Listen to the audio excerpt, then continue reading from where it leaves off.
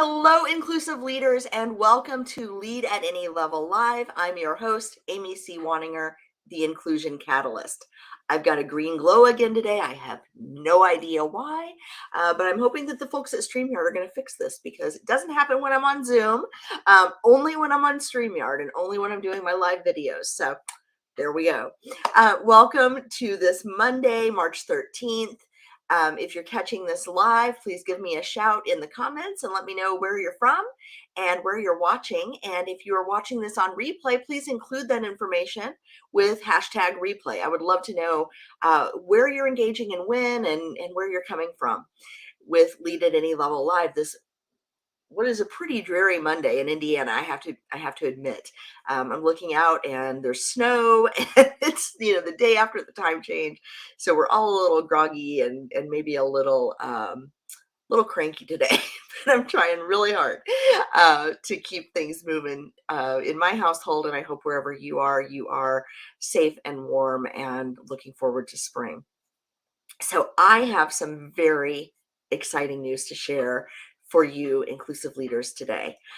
This has been a long time coming. It's been a very lengthy process. I wanted to make sure it was just right for you, but I have a free gift for you today, and I want to tell you a little bit about it, and then I'll tell you how to get it and why it matters to you. So I have a new ebook available. It is called Surviving the Labor Crisis. And I will give you the link in just a minute. But I wanted to share with you why I put this ebook together. It's short. It's about 20 pages ish. And it's all about why it is so hard to find good help these days and why it is so essential that we keep the folks engaged and retained that are already in our organizations and how to do that. And this paper has been call it a lot of different things, right? A research paper, a position paper, a white paper, ebook, a guide. I don't know. But anyway, I am really, really excited about sharing this with you because I think there's a lot of really actionable tips inside of this, but there's also a lot of research and data that dispels this notion, which I know is not true, which is this falsehood that nobody wants to work anymore. The truth is we really are experiencing a labor shortage in this country, and it's going to get harder and it's going to get worse before it gets better. I think we're going to have to do some innovation and some recalibration internally as well as externally to figure out exactly how to navigate this. I want to tell you a funny story though about the research that went into this and how good talent can be dismissed or discounted or even discouraged by the comments of individuals in a meeting or in a room. And this is not to poke holes or to poke jabs at anyone in particular. But I want you to think about, as you think about retaining workers, retaining your top talent, retaining the people in your organization that matter the most to you. I want you to think about this story and see if you see similar things crop up in your workplace. So here's the story that goes with some of this research. I was recently on an advisory board. It was a volunteer position. It was to help another company with some research they were doing. I was invited to participate. I was one of a handful of people. There were, maybe a half a dozen of us that were invited to participate and agreed to do so to help this company with a research project they were doing. And I'm not going to say who the company was. It doesn't matter. But here's what happened. We were debriefing some of the data. And in the conversation that we had, there were, I would say, about half men and half women. Unfortunately, I think we were all white, despite my efforts to diversify the group early on. And um, when we were talking about some of the data coming back, I mentioned that there was, one of the themes that came up in the survey data was around inability to find workers. And I said, well, I can shed some light on why that's so hard right now. And, somebody said, please tell us. And I said, okay. And I gave some facts and figures related to my research about the number of retirees, the number of people lost to COVID deaths, the number of people lost to long COVID, the followed immigration numbers of people coming into the country during the pandemic, all of this, right? I had all the data just lined up. And I said, we've lost, 3.2 million here and 1.2 million here, and another, 6 to 8 million plus another quarter to a half million. And they say, you add all that up, it's a lot of people outside the workforce, or, that have left the workforce for various reasons. And one of the gentlemen in the call said, after I had laid all this out, he said, well, we don't really know what's causing the worker shortage. And I said, well, actually, we do, because I just told you. Now, it was interesting to me that all of that research and all of that data was so easily dismissed by one person in the room saying, well, we don't really know. Well, but we do know. That data is readily available for anyone who cares to look. I've put it in this report for anyone who cares to read it. And I thought it was really interesting.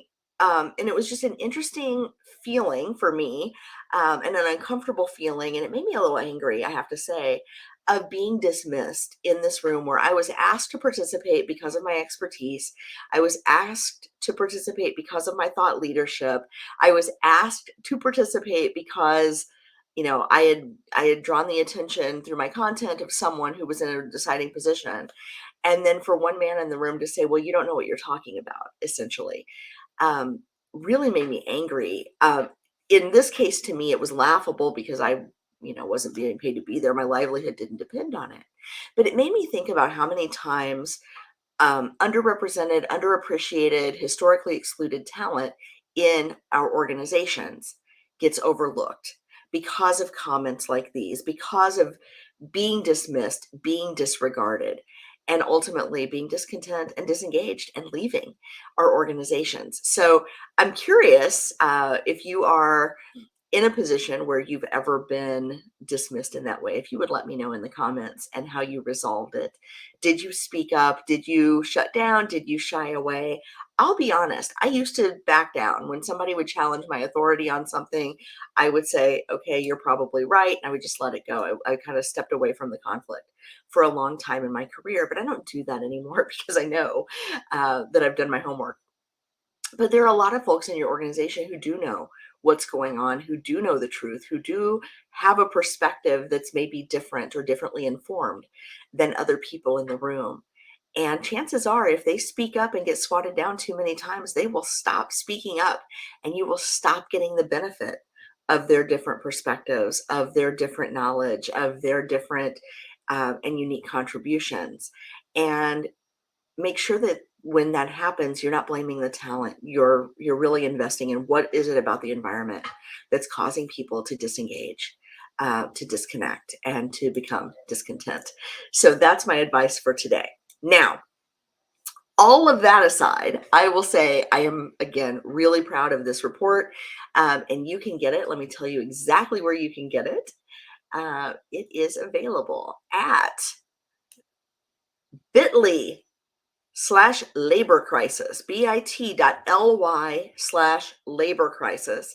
I don't know if capitalization matters, but just in case it does, it's a capital L in labor and a capital C in crisis. I tried to make it easy for the screen readers, and I will put that link in the comment or in the comments and chat as well. So you will have it wherever you're viewing this broadcast, whether it's live or replay.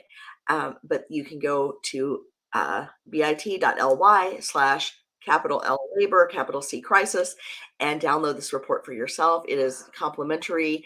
It is in depth. It is very well researched. It is checked and rechecked and triple checked again to make sure that the data is as current and as accurate as we could get it. And I am really proud of this. So here's what you're going to find inside this report. Let me make sure that I don't miss a thing. What you're going to find is you're going to find data-informed research about what's really behind the labor shortage. I've touched on some of this in past videos, past Lead at Any Level Lives on Mondays, also in past leader tips, which are weekdays at 4 p.m. Eastern. But here it is all in one place just for you. I am sharing 5 hidden costs of employee turnover that you cannot afford to ignore. We know how expensive it is to attract and hire and select new folks for our teams. And what you may not realize is there are all sorts of hidden costs going on behind the scenes when somebody leaves your organization that you may not even be paying attention to. So I'm going to be very explicit about those in this report. And then finally, I'll give you a proven process as well as recommendations for improving engagement, productivity, and retention of your existing workforce. So these are tried and true steps you can take as an organization to ensure that you are measuring what matters, that you know who feels included, who doesn't, and why, that you are preparing your leaders of today and your leaders of tomorrow with the capabilities they need to lead inclusively, because right there at the frontline manager level is where most of the interactions take place that determine whether or not your employees are engaged and whether they're going to stick around. So you want to make sure that your leaders are well equipped with the capabilities they need to lead inclusively from day one or even before they take on their roles. And I break all of that down in this report. So that's what you're going to get if you go right now to bit.ly/labor crisis with a capital L and a capital C. And I hope that this is helpful for you. I hope that it helps you as an inclusive leader drive the kind of change you want to see in your organization, because it really takes all of us. I am a firm believer in two things. Well, I believe in a lot of things, but I'm going to tell you the two or three that I think are the most important right now in your workplace. Number one is inclusive leaders can be anywhere and should be everywhere in your organization. This means you have the power, whatever your job title, whatever your responsibilities, whatever your role, whatever your tenure, whatever your level of authority, you have the power to be an inclusive leader from right where you sit today. That's number one. Number two is I believe that our hearts cannot be in the right place if we never move our feet. It is incumbent upon each of us to make a change for the better in our organizations. Not just how we feel about things, not just how we think about things, but what are we actually doing to make a difference? Because number three, I believe that nothing changes unless we change it.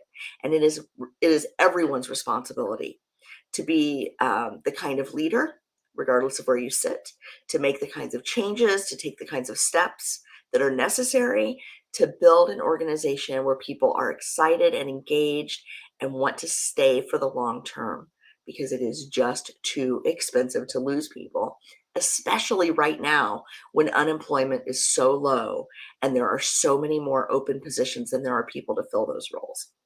All right, so I'm going to leave that alone for now, but I want to make sure that you know that this is available at this, sorry, I get backwards, at this, this URL.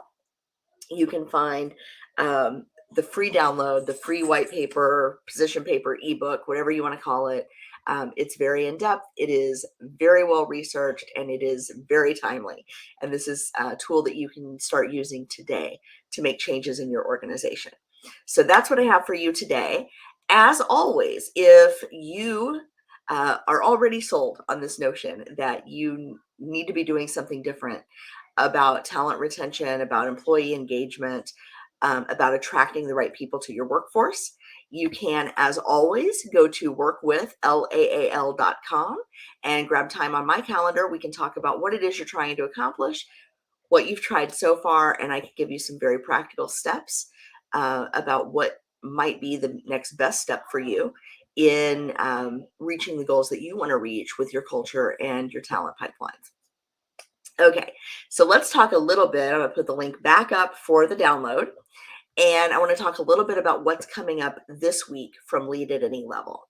So tomorrow, you will see on LinkedIn, on the blog, and on Medium, you'll see a new article from Lead at Any Level. It will be about what's in this report and why you need it to download it and why you need to share it with everyone in your organization. So that's coming tomorrow if you would rather read than listen. And then on Thursday on the Including You podcast. Now, again, Including You is where I interview chief diversity officers and other executives who are committed to advancing inclusion in their workplaces. And this week, which will be the 16th, on Thursday, at noon Eastern, we're going to talk with Dr. Rosalind Cohen. Dr. Rosalind Cohen is the founder of Socius Strategies, and she does human resources consulting. She is phenomenal. She's just gotten her PhD, and she shares with us some of her in-depth research about what drives engagement. And it was a really good conversation. I hope you'll tune in for that. If you miss it, Thursday at noon Eastern, right here on Facebook, LinkedIn, or YouTube. If you miss it, that's okay. You can catch it on Friday as part of the Living Corporate podcast. So wherever you get your podcasts, just do a search for Living Corporate and subscribe to Living Corporate, and we will pop into your feed on Friday as the Including You series under the Living Corporate podcast. Okay. Then, one more thing, at 4 p.m. Eastern each weekday, Monday through Friday, 4 p.m. Eastern, right here on Facebook, LinkedIn, or YouTube, you can catch a new episode of Leader Tips. Leader Tips is a very short video series, or a series of short videos designed to give you just a little snippet of information that you might need to be a more inclusive leader. Tools, tricks, tips, insights in 3 minutes or less that can help you on your journey to more inclusive leadership. So you won't want to miss that this week. I'm going to talk about five secrets that will be unearthed in this report, in the Surviving the Labor Crisis report that's now available from Lead at Any Level, which you can get by going to bit.ly/labor crisis. And if you have any questions for me, if you want to reach out to me, you know where to find me. Just put a comment right where you're watching this, email me, go to leadatanylevel.com, and you can book a call with me right there. I want to thank you all for tuning in to Lead at Any Level Live. I want to thank you for your efforts to lead more inclusively in your organization. And I want to let you know that I'm here as a resource should you ever need me. Thank you all so much. I will see you at 4 p.m. every day this week for Leader Tips, at noon on Thursday for Including You. And then again, you can listen on Friday at the Living Corporate Podcast. Have a great day.